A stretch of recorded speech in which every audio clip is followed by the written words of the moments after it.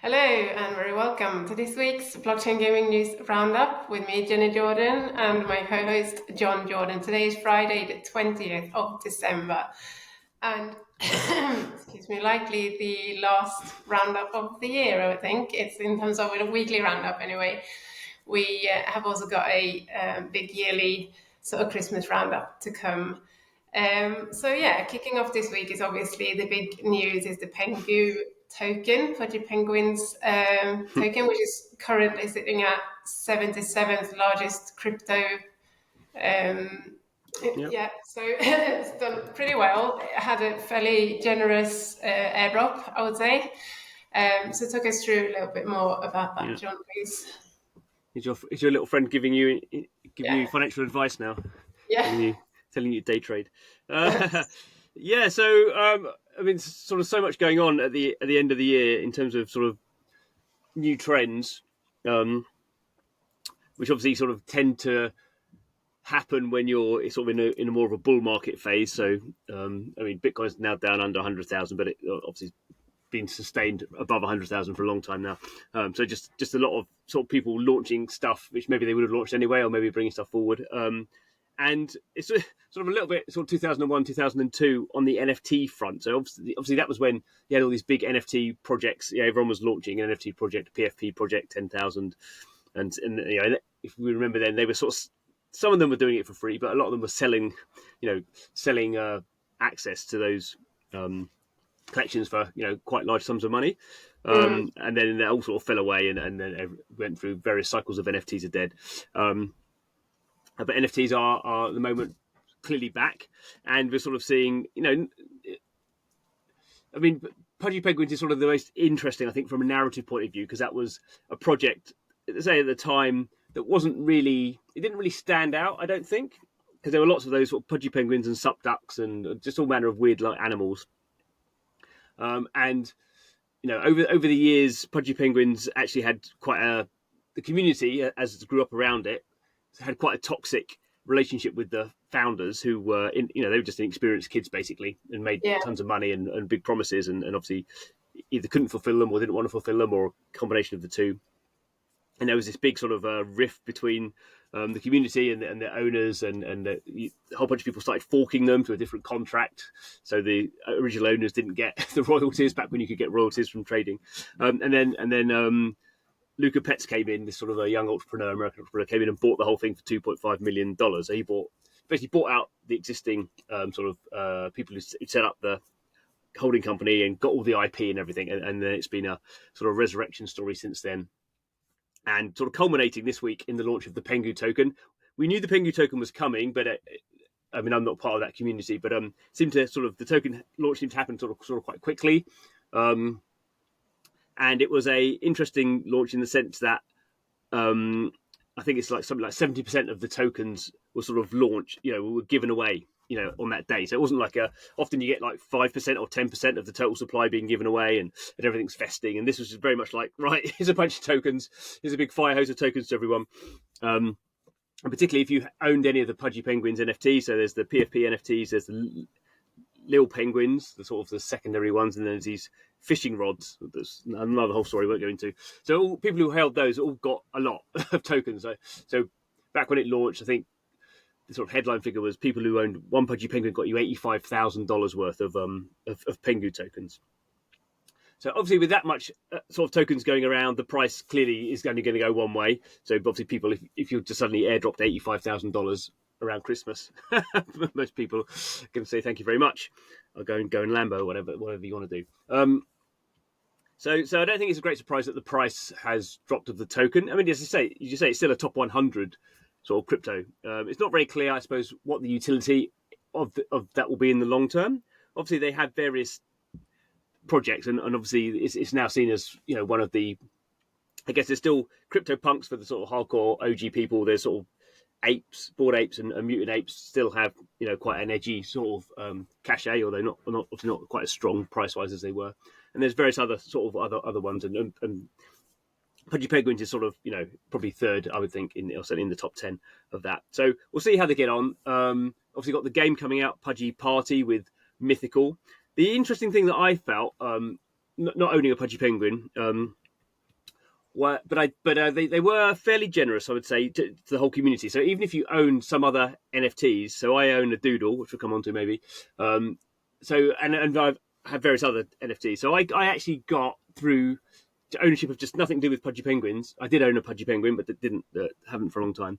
I got about $1,000 worth of PENGU token just for owning some NFTs. So some very big NFT holders will have obviously picked up millions of dollars, in the usual way.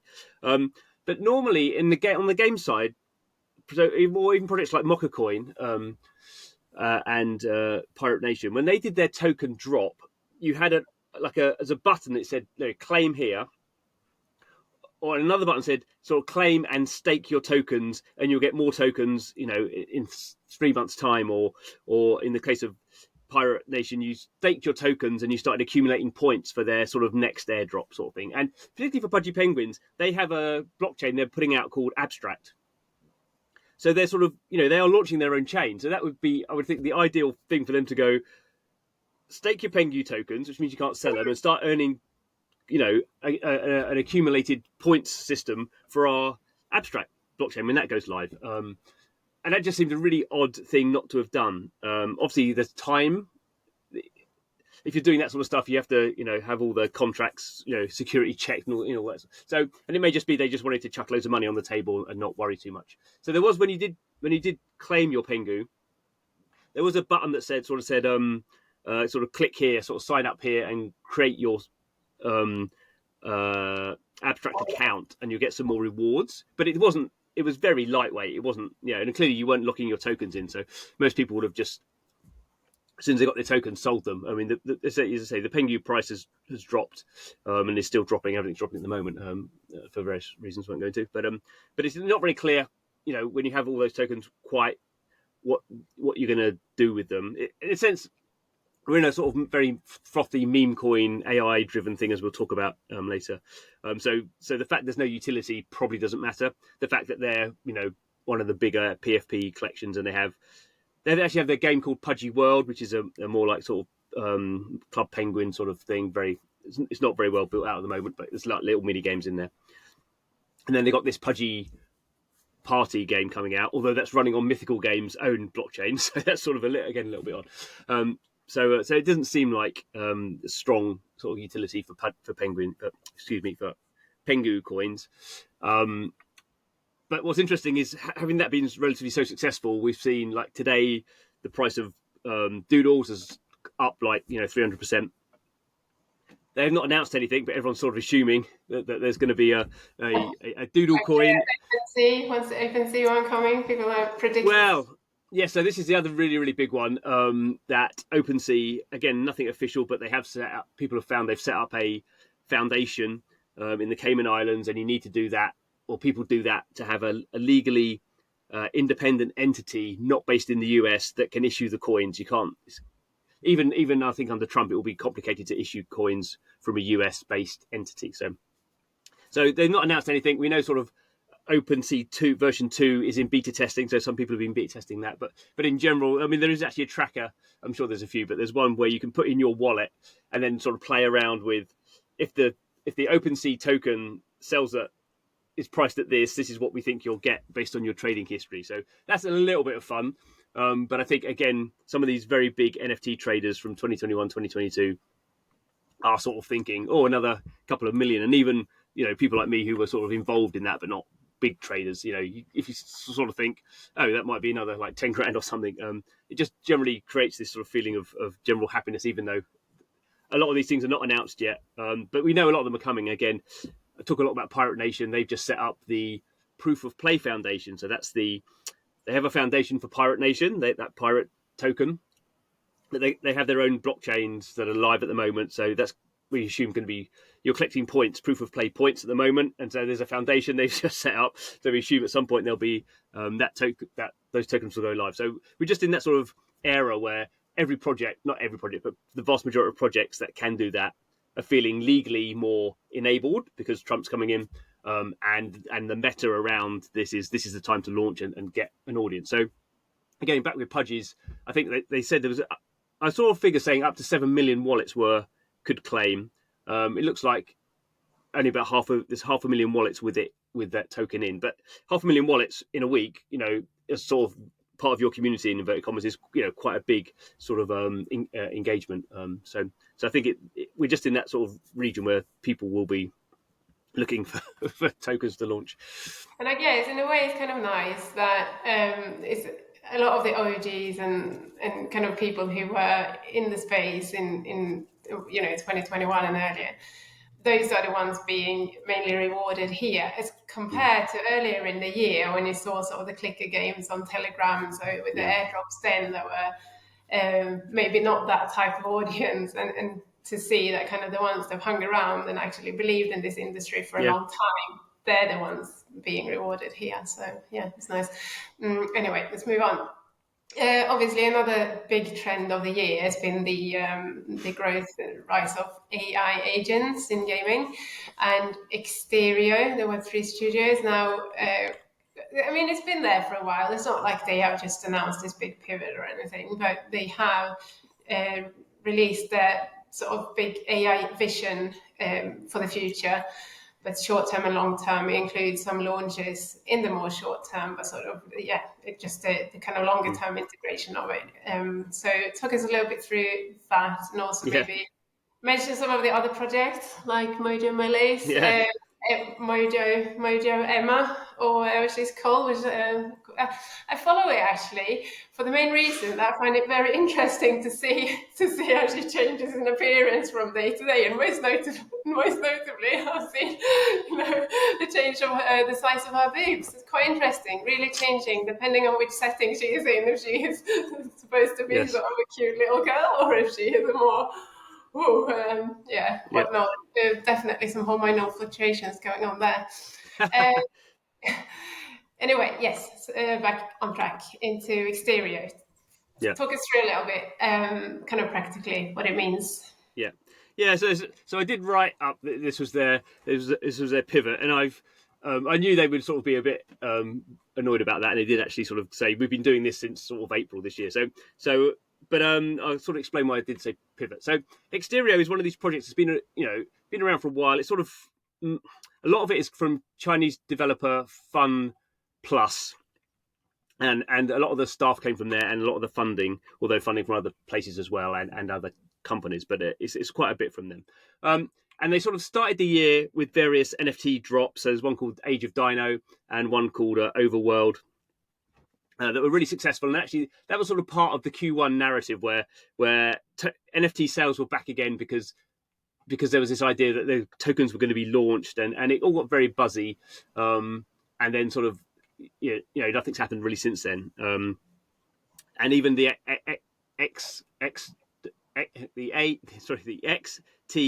XTER token was sort of like rumored in January, February, and nothing's ever happened. It's still not live, but they've sort of re-energized that. I guess part of where we are now in the cycle and all this new sort of sentiment. So the Age of Dinos is a mobile 4X game. It's actually been out since the start of the year. I played it a bit. There's no blockchain in it then, but now they've sort of re-energized that. They're going to have a token called the Raw token, and they're obviously now getting close to launching the Xterio token, however you say it.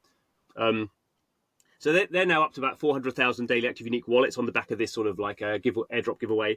Then also there's this new thing called Befriend, and it's sort of like a ChatGPT sort of chatbot sort of thing. And that's the sort of way you engage with that, and it's actually limited. Because obviously they're paying for the tokens on the back end, so it's a cost for them. But basically, instead of coming in and sort of just retweeting stuff and gaining points, and that gets you part of the airdrop, they're sort of building this sort of AI sort of chat bot into it. So you're chatting to this AI bot, also doing all this social farming stuff as well. But the AI bot is the key thing, and they've got that up. I think it's the last time I looked, so 800,000 daily active unique wallets. So it's not really a game. It's a social farming event like we've seen so much in the past this year, but it's for a gaming platform. So Xterio is a gaming platform. So the hard pivot is sort of not that they're doing AI. They have this other game called Paleo, which is sort of like a looks like a Pixels with chatbots. So it's very much sort of farming, resource based with AI agents built into it. And they're working with an AI sort of agent company. They've been working with them for about a year. So to be fair, it's not like they suddenly not been doing anything and then announced this sort of stuff. But the sort of the pivot, I suppose, is they've got this social farming thing, which is, to a degree, has this sort of AI agent bolted onto it. But it's that's not a criticism. It's working really well. Everyone's doing AI bots, so why AI agents? So why wouldn't you do it? So I think often when you say pivot, companies get annoyed about that and say, no, it's not a pivot. This is always what we were going to do. But I've come to the conclusion now that pivots are generally good. It means you see a better opportunity. It's not a failing.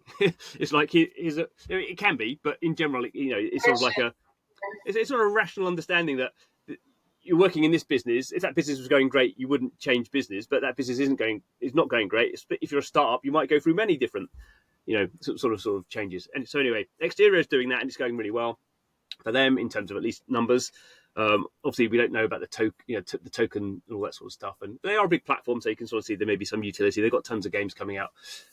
Obviously, there's this other complicated thing where they announced they were working with Roughneck Games over this new. Is it Reach? No, it's not Reach. Reach blockchain. I can't remember. There's lots of moving parts on that side. But as we sort of mentioned, AI agents are sort of now everywhere. So it's almost impossible to talk about them all. Obviously, there's big platforms like Virtuals, which is actually now certainly in the top 100. I think it's got to top sort of 65 or something cryptos. And that's a platform that lets you buy its token, and it lets you launch an AI agent. You have to buy its token, and then you can create your own agent, which has its own token. It's all on base, and then if enough people buy your token, it sort of gets a X account, and you can start tweeting and various things like that. There's various other ones as well. There's a whole bunch of investment stuff going on. There's sort of a AI 16Z, is this sort of big sort of AI agent led DAO, which is has an open source thing called Eliza, which is one of the first sort of AI sort of softwares back in the 1950s and 60s.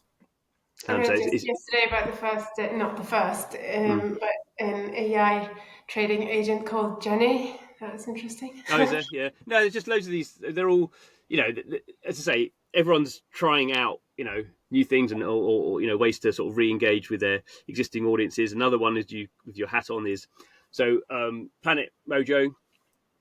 They created this agent, which, as you say, I don't think that one sort of quite worked. But they created this AI agent called Emma, who's a sort of like anime character, but she's sort of slightly art-wise, she's slightly different on every picture.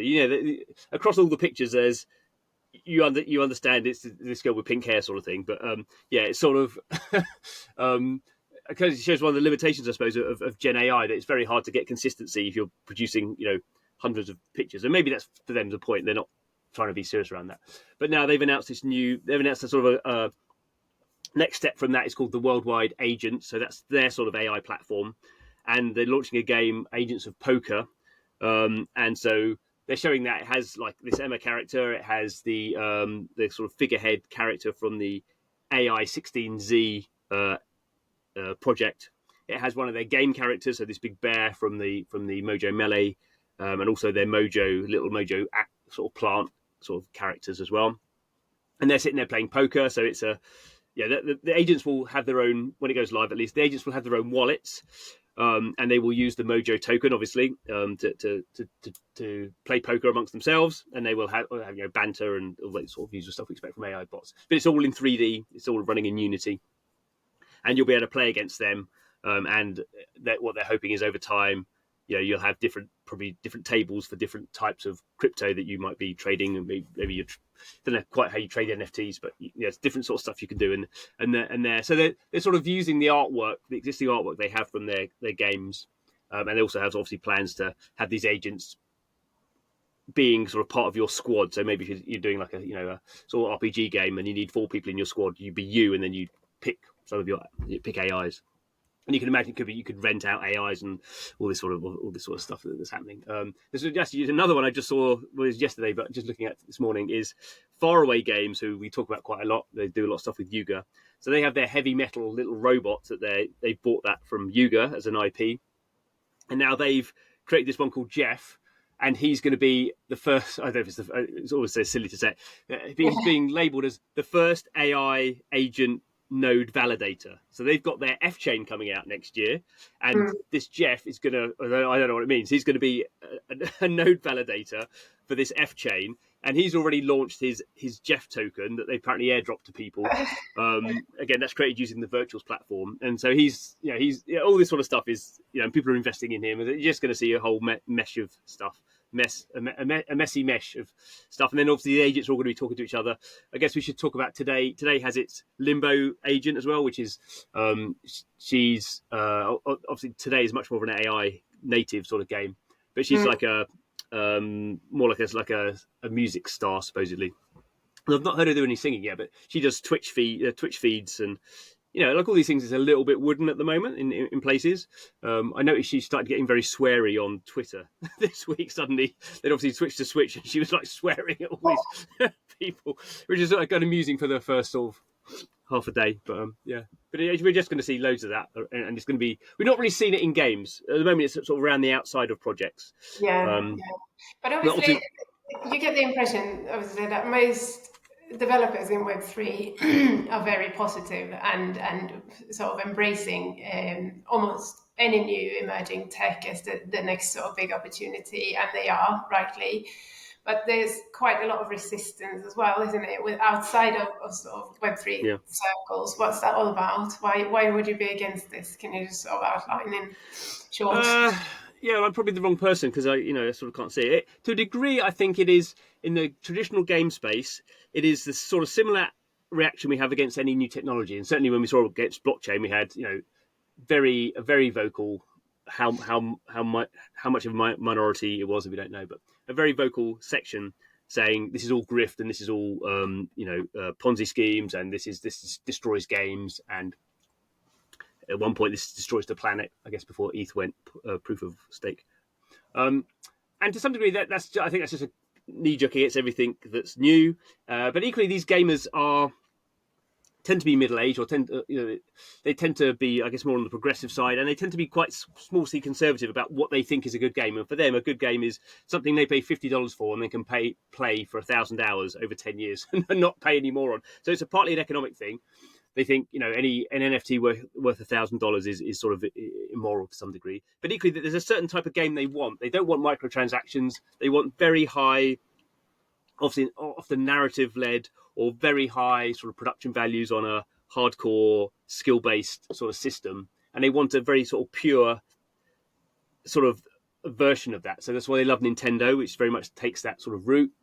But it is a quite an old-fashioned, it's how games used to be, and the people who've grown up playing Nintendo games as kids sort of want that to continue without any understanding of how expensive it costs to make those sort of games, and how those games are not, you can't make those games anymore really, because there's not a big enough audience who want to pay $50.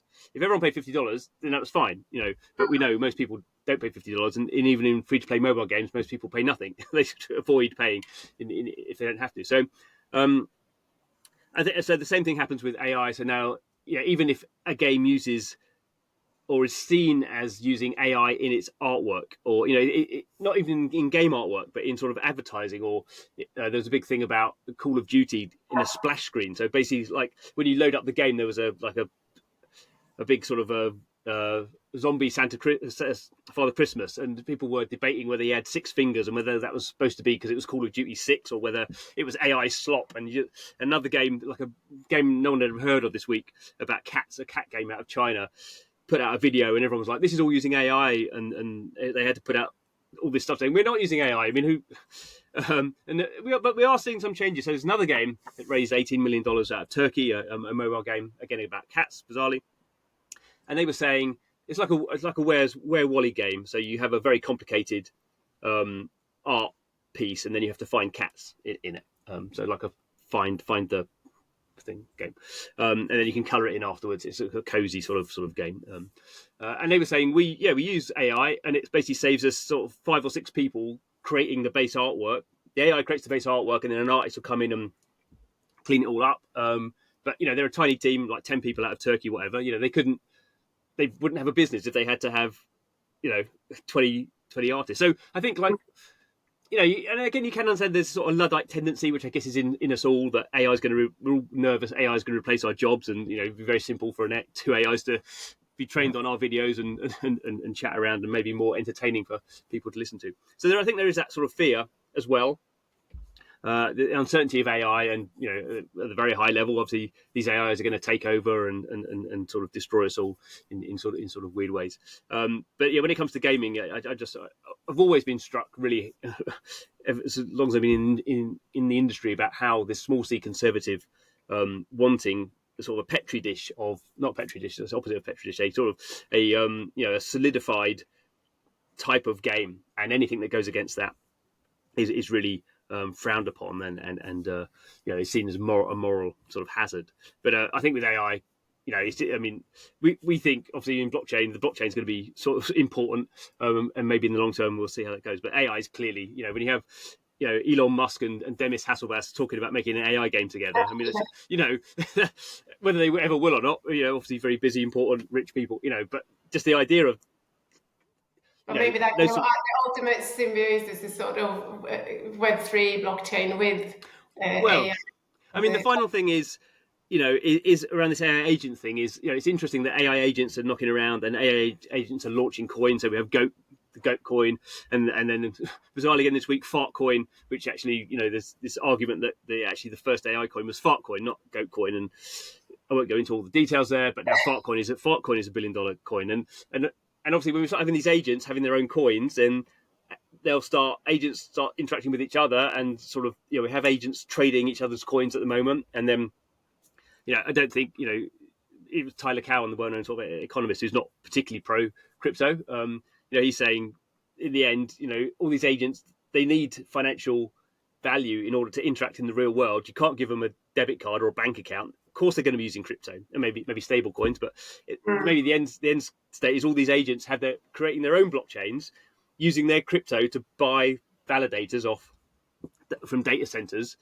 And again, Gabe, we're heading way into the blue sky here, but Gabe Leiden from well-known game entrepreneur, and he's saying, well, humans shouldn't interact with blockchains. You'll have an AI agent, you'll tell it what to do, it will go away. You'll never need to do anything on a blockchain. Blockchains are computer-to-computer systems. The problem we have with scaling blockchain in general, and games in particular, is that humans shouldn't be interacting with them. The UI problems are too big. So, I mean, I'm not saying I agree with that, but these are all quite fascinating views that have just, in the last 3 months really have come about. Interesting. Right. To move on quickly, that was a long thing. Yeah. Big Time Studios, in fact, have launched a 150 million fund. Well, I think it's based on the Open Loot token, isn't it? The 150 million worth. Yeah. This is one that wasn't very clear. So, Big Time Studios is the US company behind the game Big Time, which is sort of a co-op. It's a sort of PvP RPG. One of the first blockchain games, really well, really sort of experienced team. The CEO was behind Decentraland, and they have launched now their Open Loot is their sort of their own blockchain and their own sort of infrastructure and NFT marketplace, and the token went live a couple of weeks ago now. So we're assuming this $150 million is basically a sort of an ecosystem fund from the Open Loot, using the Open Loot token. Then it's not very clear on that. I mean, in general, I would say Big Time Studios are a sort of slightly odd organization. They're not sort of part of the big blockchain sort of community, I don't feel. Ari, the CEO, just never gives interviews. He's seen as being quite a prickly character, I think. And they're very much sort of a blockchain platform on their own, really. It's not, it's a little bit from a outsider point of view, just a little bit sort of opaque. And they do have some interesting games on the Open platforms. There's one called World Shards, which is pretty interesting. Spoken to that team. It's quite nice sort of MMORPG. And some of those games have supposedly done quite well in terms of sales. I think there is an open loot community. I think some of it, certainly I was involved with some of the early NFT stuff on Big Time, and that didn't go well. So the pricing on that, not necessarily their fault, but I think also the community feel like they made some bad decisions and sort of gouged the community a little bit there on some of the things they did. And so that game is not seen, I don't think, as as sort of advantageous as it once was. So that's sort of the problem. That is the very big game, and there's some other small games that haven't launched yet. And so why you'd go to open loot when there's sort of Ronin and Immutable and these much more open platforms that are clearly part of the community? That would be my sort of not concern, but I the money is sort of irrelevant at this stage, and it just open loot and Big Time. I just find them like they're an oddity, and there are some other odd blockchain projects a bit like that, but they just feel like they're sort of on their own, and I don't know why. But Didn't you feel like mythical games used to be a bit like that, and now yes, I they're did. sort of actually integrating a little bit more with the community? This year, I think, has been a bit of a change, and obviously collaborating with Pudgy Penguins is going to get them out there into sort of more Web3 native crypto clouds. That's a good point. Yeah, I did. Often my criticism was Mythical was they were sort of running their own infrastructure, and they didn't really. They were sort of quite centralized, and I think there are reasons to do that. You can move faster, and you can sort of do better work because you're not faffing around, in this sort of just making collaborations that are meaningless, which is sort of the other side of it. So you can go faster and make better product, but at some point, and I think Mythical, just slow on this. You do have to. Blockchain is about open standards and open source, and you have to be that. And now they're on Polkadot. Again, you could argue Polkadot was not the choice I would have made, but whatever. I'm not running $1 billion company, of course. So it's sort of where you end up and how But I kind of think I can see the advantages of being sort of closed in, but at some point you need to sort of break it out. And even like say with open loot and Big Time, I don't even know Not that I've spent a lot of time looking. I've never seen like a white paper for their blockchain. I don't know. Is it EVM compatible? Is it based on Cosmos, Tenderloin? Not Tenderloin. What's it called? Tendermint or anything like that? I literally know nothing about it at all, really. And I just think at some point, when the AI agents take over, we're not really going to care about blockchains. They're all going to talk to each other. But unless you're sort of building on those sort of blocks that can talk to each other. Which is basically Ethereum, EVM stuff at the moment, then you're just going to be this little silo and everything else is this sort of big sort of liquidity pool all moving around and you just can't compete. So, yeah. Right. So finally, the what's it called? It's like a build and raid action RPG, Fableborne, which migrated from Avalanche to Ronin not long ago. Yeah. They have finished their 18-day Season 3 playtest and released some numbers. It was fairly impressive. It was generated $540,000 as in the RON token from 149,000 participating players who'd played an average of 3 hours and something a day, which was quite high. I thought, these people not have a life, but I suppose it's for 18 days and you'd put all other games on hold probably and play this one.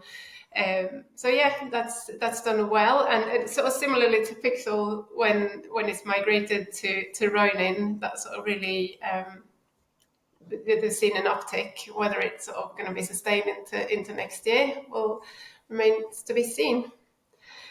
And do you have anything to add there? Well, yeah, I mean, just coming back to the previous point. I mean, this is why, not that Avalanche is a closed system, but Avalanche definitely doesn't have that sort of ecosystem pull at the moment, because I guess within Avalanche at the moment it's sort of breaking out. Everyone's running their own Avalanche-based change, and there's not a lot of stuff live on there. So in Avalanche, it's more about a game runs its own chain, but there doesn't seem to be much connection between them. Whereas on Ronin, obviously, as we've said many times before, you basically stick any game on Ronin and put in some sort of play to airdrop campaign, and you're going to get 100,000 wallets, because it's just there's a lot of people on Ronin. They're extractive and they're bots in some cases. But I don't think we've seen any sort of proper game launch on Ronin with some place at airdrop thing that's not done over 100,000. I mean, they just all have done that. When they launch, it becomes a different thing entirely. So I'm always a little bit nervous about these figures. It's what we call a golden cohort.